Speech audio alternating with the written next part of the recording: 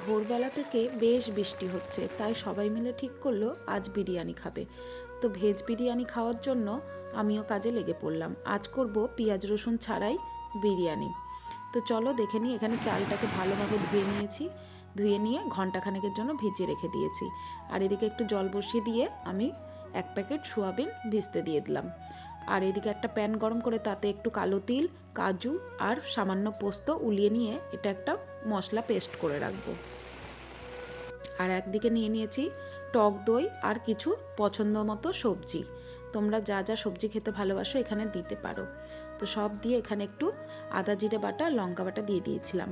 আর দিয়ে দিয়েছিলাম বিরিয়ানি মশলা, হলুদ গুঁড়ো, লবণ আর একটু লাল লঙ্কার গুঁড়ো আর সর্ষের তেল। লাল লঙ্কার গুঁড়োটা আমি এখন দিতে ভুলে গেছিলাম, পরে অ্যাড করেছি।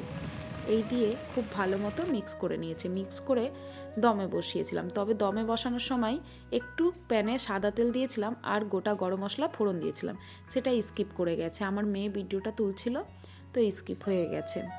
যাই হোক, তোমরা যখন করবে একটু প্যানে সাদা তেল দেবে, তাতে একটু গোটা গরম মশলা ফোড়ন দিয়ে তারপরে এই পুরো সবজিটাকে দমে বসিয়ে দেবে। দমে বসিয়ে যখন দেখবে বেশ একটু সেদ্ধ সেদ্ধ হয়ে এসছে, তখন পনিরটা দিয়ে আবার কিছুক্ষণ দমে বসিয়ে কষিয়ে নেবে। কষানো হয়ে গেলে একটু আতর দিয়ে নামিয়ে রাখবে। আর এদিকে আমি পুরো সবজি যখন হয়ে গেছে সেদ্ধ, আলু টালু সেদ্ধ হয়ে যাওয়ার পর আমি হাঁড়িতে সব ট্রান্সফার করে দিয়েছি।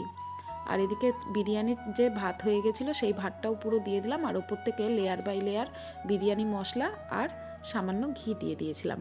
আর এখানে আমি একটা তাওয়া নিয়ে নিয়েছিলাম, তাওয়ার ওপরে বিরিয়ানির হাঁড়িটা বসিয়ে দিলাম আর ঢাকনা দিয়ে রেখে দিলাম একদম বেশ 15-20 মিনিটের জন্য। আর দেখো এখানে রেডি পুরোপুরি বিরিয়ানি, ভেজ বিরিয়ানি। এটা কিন্তু খেতে খুব অসাধারণ হয়। তোমরা যারা পেঁয়াজ রসুন খাও না বা খেতে চাও না, অনেক সময় ইচ্ছে করে না পেঁয়াজ রসুনের ঝামেলা ছাড়াই, এই ভেজ বিরিয়ানিটা করে খেতে পারো, দারুণ খেতে হয়। আর আজকের ভিডিওটা কেমন লাগলো অবশ্যই কমেন্ট করে বলো। আজকের মতো টাটা।